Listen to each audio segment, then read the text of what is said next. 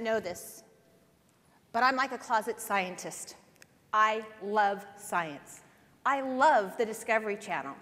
And I recently saw an experiment once that involved 2 sets of 5 monkeys. There was Sam and his gang. That Sam, he was such a ham. And Charlie and his gang. You had to look out for Charlie, though, because he was the rowdy one. Included in this experiment was a cold metal bar cage with a banana hanging from the middle. A scientist standing outside of the cage holding onto a powerful fire hose. And fortunately for the monkeys, or so it seemed, a ladder that was placed directly underneath the banana. Sam and his gang was the first to enter the cage. Seeing the banana, Sam races towards the ladder. As he starts to climb the ladder, unbeknownst to him, the scientist pulls back on that lever and sprays him down with ice-cold water, applying the same treatment to his 4 fellow inmates. This scenario would repeat itself until all of Sam's gang had made their attempt at getting that banana. The scientists then decided to start replacing 1 monkey at a time from Sam's gang with a new monkey from Charlie's gang. As the new monkey enters the cage, seeing the banana, he too races towards the ladder. Now, though, it gets very interesting. As that new monkey starts to climb the ladder, the other 4 monkeys remaining from Sam's gang run towards the ladder, pull him off, and beat him up. The new monkey would get the message.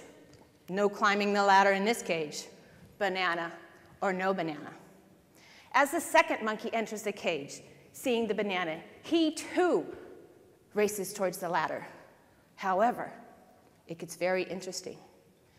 The first new monkey from Charlie's gang, having never experienced the cold water treatment himself, would, with equal vigor and enthusiasm, join in on the beating of the new monkey in the cage. Charlie, being the last of the monkeys from his gang, to make his attempt at getting that banana, and summarily getting pummeled by the rest of them, stood up, turns around, and as if he's saying or speaking, "What? What? Why do you beat me up when all I try to do is get that banana?" The other 4 monkeys look at each other, look back at Charlie, and it's as if they're saying or speaking, "We don't know why, but that's the way we do things around here." And so it is for us. In the dental offices, we have systems, and we need systems to operate efficiently and effectively. But just like those monkeys, we tend to inherit systems, some that have been done a certain way for a really long time. Quite often, not even knowing how they got started in the first place. Guess what? I have an alternative for you. A sweet alternative with a slight new twist on an old subject, your recall system. Now, let me just say, if your office is happy with your current results, meaning your hygiene schedules are full, very little unfilled hours, the vast majority of your patients are scheduled and current with their hygiene programs, then I would encourage you to keep doing what you're doing.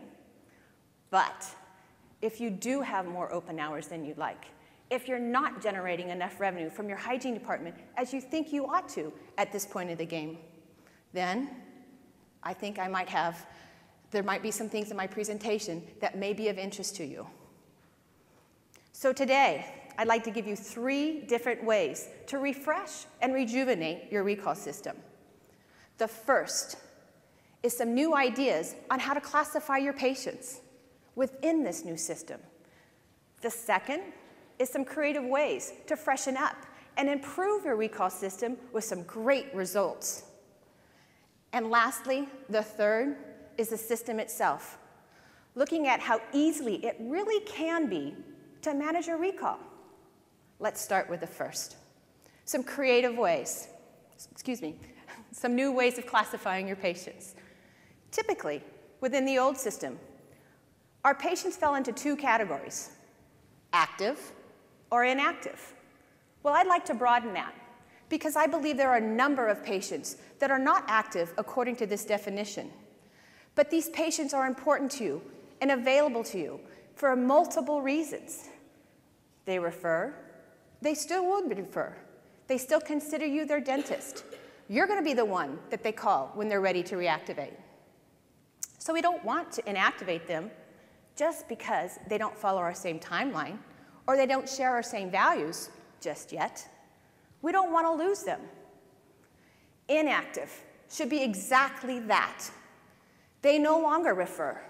They no longer consider you their dentist because they have moved or they're no longer living or because they have done something that causes us to not want to see them. It's just not a good fit. These are the patients in the new system considered currently inactive. But that middle ground is where the riches are. That is where the gold is. Active, you're already seeing. Inactive, they're truly gone. But this middle ground is where the riches are. These are the patients that I consider reluctant or hesitant. And I will show you today what the office's responsibilities are in caring for each of these three types of patients: active, inactive, or just plain reluctant. Creative ways. For those offices that have yet to step into the use of current technology, I'm going to give you a fresh new look at snail mail postcards and letters. In my presentation, I'm also going to share with you some new ways to think about the electronic patient reminders via text, email, cell phone, and video clips. Let me give you an example. One of my clients, very tall, handsome, rugged cowboy with lots of laughter, sold his practice of 28 years to a petite Indian female dentist. It's been 18 months, and we have this great big group of 18 months or longer patients. Great big group. Not only have they not been in the office, they've yet to meet the new doctor. So this is just another reason for those reluctant patients not to schedule. Here's how we conquered that, with a fresh new way of using today's technology. We took a video clip of Jerry, their hygienist of 17 years. 17 years of interacting with these patients. She's standing at her computer working away, chartless practice. Turns to look at the video. Hey, where have you been? You're supposed to be in this chair. Remember, I'm the one that helps you keep your teeth. Give our office a call and come back and see us. At the end of this clip, the new doctor steps in. Jerry puts her arm around her and says, once you're back in my office, you'll have a chance to meet our new doctor. We look forward to seeing you. In my 3-hour presentation, we take a look at that video clip, along with many other digital components that will allow you to recall those patients back into your practice. But in my short period of time today, let me move on to my third. Lastly, we're going to take a look at the system itself, a more modernized approach at how you work your recall, the timing in which you work your recall, the verbal skills in which you use to recall those patients back in with much better success. So I'm looking forward to when I have an opportunity to take a deep dive into this. But let me leave you with this. These three components are the keys that unlock the gold within those reluctant patients.